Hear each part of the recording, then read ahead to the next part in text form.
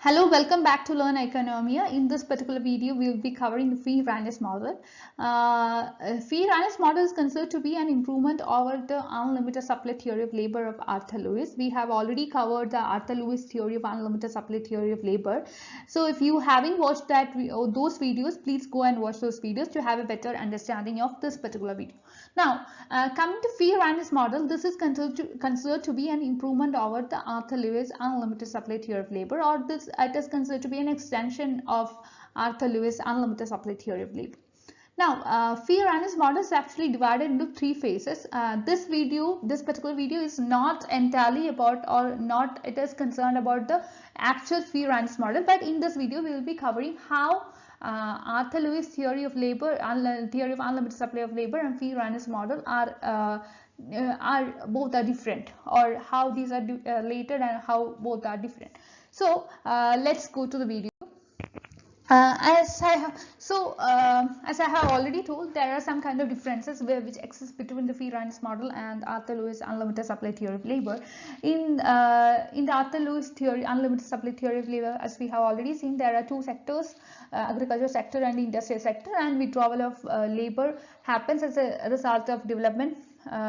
Withdrawal of labor from agriculture sector to industrial sector will be happening, and which this will result in the development process of underdeveloped economy. So this is what the Arthur Lewis unlimited supply of labor theory is all about in a gist.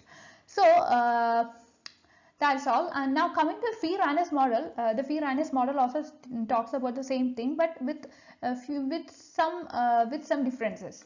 The Fei Ranis model is actually divided into three phases. Phase 1, phase 2, and phase 3 would be there, and each particular phase there would be certain kind of happenings happening as a result, and finally it will lead to the development of underdeveloped economies. So as I have already told you, the Fei Ranis, I am not concerned about the actual model in this particular video. We will be covering the actual model in our upcoming videos. In this particular video, we will be discussing how the unlimited supply theory of labor and Fei Ranis model are related, or how difference exists between these two models. Okay. Now, according to Fei and Ranis, the first point of difference is that the point which indicates the end of the first phase shows the Lewis turning point. That is the point after which the supply curve of labor in the industrial sector will turn upwards. This is the point that is indicated as the point which indicates the end of the first phase in the Fei Ranis model, and this is the turning point. Actually, Lewis has not identified this as himself. He has not himself identified, or he hasn't considered this particular point of the upward turning point. For Lewis, all the labor in the agriculture sector whose marginal productivity was either 0 or less than the institutional wage was available to the industrial sector at this institutional wage. Here we have to note certain important concepts. First one is the marginal productivity, then institutional wage, then how labor transfer happens from agriculture sector to industrial sector. Now, as we have already seen, as a result of development progressing, labor will be withdrawn. Labor which confront the problem of disguised unemployment, or who has a zero marginal productivity in the case of agriculture sector, these laborers are withdrawn from agriculture sector to industrial sector. And also another important thing to be noted here is that the difference between the wage rate. The wage rate in the agriculture sector is something that is identified to be the subsistence wage rate, whereas in the case of industrial sector we have a wage rate which is little above the wage rate given in the agriculture sector. So that is the wage rate followed in the industrial sector, which we consider as the institutional wage rate, or this is the term institutional wage rate is something that is given by Fei and Ranis. Now, Fei or Ranis, they have never pointed out that as soon as the zero value labor was transferred to the industrial sector, the supply curve for labor starts turning upwards. For Fei and Ranis, actually, some other labor too was available at the constant wage rate. When I say constant wage rate, in this scenario, it means the institutional wage rate, which is identified to be constant. Now, the reason for this kind of difference in the views of the two authors, when I say two authors, Lewis as well as Fei Ranis. This is because unlike the Fei and Ranis, Lewis, he did not take into the account of the changing terms of trade on the supply price of labor in the industrial sector.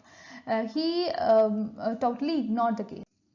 Now, at the same time, you could see that on the other hand, the Fei or Ranis, they assume that as if wages to the transferred labor will be paid in the agriculture products, and as the institutional wage rate fixed in terms of the agriculture produce, the labor transfer to the industrial sector will continue to be available at the constant institutional wage rate.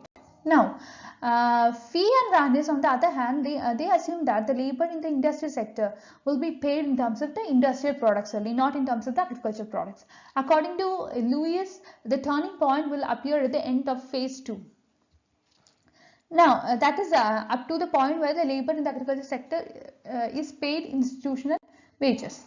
With that, we end this video. Thank you for watching. Please do consider this video for liking, sharing and subscribing to my channel.